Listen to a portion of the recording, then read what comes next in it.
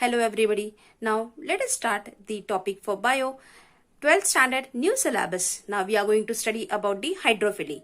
Hydrophily, that is the pollination with the help of water. Here it is having two sub-points, that is the epihydrophily and the hypohydrophily. Now let us go with Hello everybody. Now let us start with the next type of pollination, that is pollination by water. This pollination by water is called as hydrophily. Generally, there are 30 genera of species found among aquatic monocots which pollinate by water. Some of them are Vallisneria, Zostera, Seraptophyllum, etc. Now, if the pollination has to take place through the water, the flower needs to change itself little bit, and that is called as adaptation in hydrophilous flower. Hydrophilous flower, that is the flower in which the pollination takes place by the process of hydrophily. Now, if the pollens are getting transferred by the help of water, same thing like air. Now, water does not understand the beauty, hence the flowers are small and inconspicuous. Inconspicuous, that is, they are not too much attractive. They are small and not too much attractive because whatever the energy the flower has need not to expend its energy for getting it attractive. Hence, in case of hydrophilous flowers, the flowers are small and inconspicuous. The perianth and other floral parts are unwettable. Unwettable, that is, throughout they have to live in the water. So they should not get wet or they should not get decomposed or biodegraded. Hence it is unwettable. That is, it has the covering of some waxy coating on it. Next point, that is the pollens are long and unwettable due to the presence of mucilage. As the pollination has to take place through water, that is hydrophily. So throughout the pollens are inside the water, so they should not get destroyed. Hence they have the covering of mucilage. Now same thing here, nectar and fragrance are lacking in flowers. Nectar and fragrance are lacking because that is not necessary here, because nectar and fragrance is necessary only for the insects. And here if it is taking with the help of water, no need of the insects. And hence nectar and fragrance are not necessary and hence they are lacking in the flowers. So here we have completed the adaptation in hydrophilous. Hydrophilous, that is the water pollinated flowers. Small and inconspicuous flowers. They are all the parts are unwettable. Also, pollen grains are unwettable because of the presence of mucilage, and nectar and fragrance is lacking. Now, this hydrophily is of two types. That is hypohydrophily and epihydrophily. Now, here hypohydrophily. Hypo, that is under, below.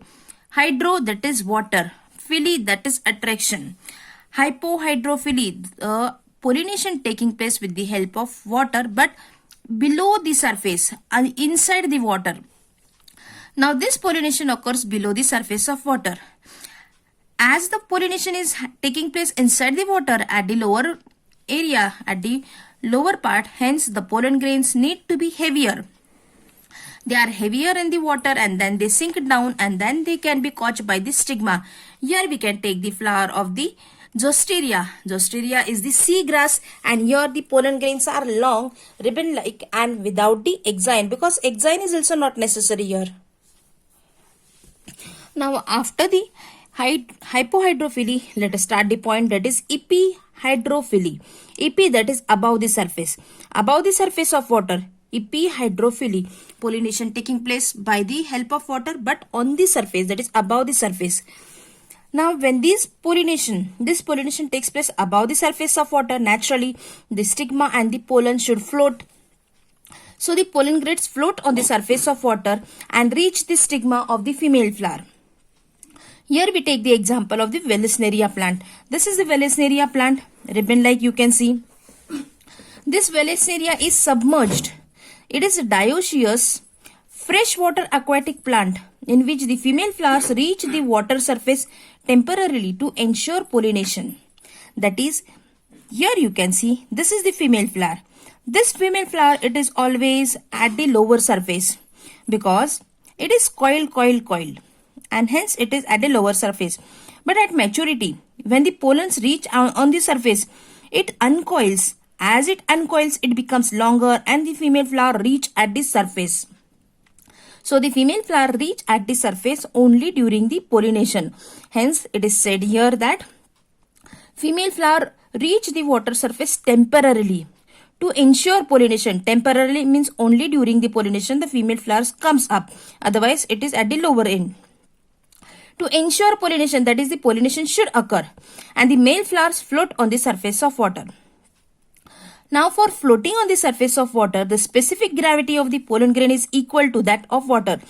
Because of this specific gravity equal to that of water, it can float, otherwise it would have sink. Now some of the aquatic plants are anemophilous. That is, anemophilous, their pollens are carried with the help of wind. Not necessary that if the plant is aquatic, always it should be hydrophilous.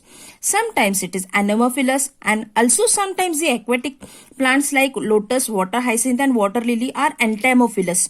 Entomophilous, that is the pollination takes place with the help of insect.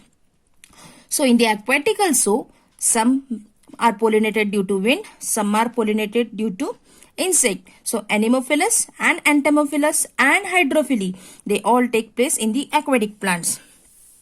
Now here you can see the diagram of the Vallisneria.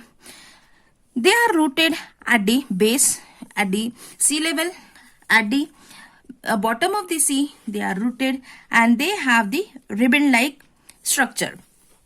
Female flower, it is in the coiled form, but at maturity, it just uncoils itself and the female flower reaches at the top. You can see the male flower, it is present inside, but the pollen grains, when they become mature, they also start floating, leave the area and just go to the place where the female flowers are present. This all happens because they secrete some chemicals. Due to that chemical, the female flower understands that the pollen grains are present on the surface, and during that time it just coils and comes up. The pollens also understand at which place they will find the female flowers, and because of this the pollination occurs. So here we have completed the pollination by help of water, and that is called as hydrophily.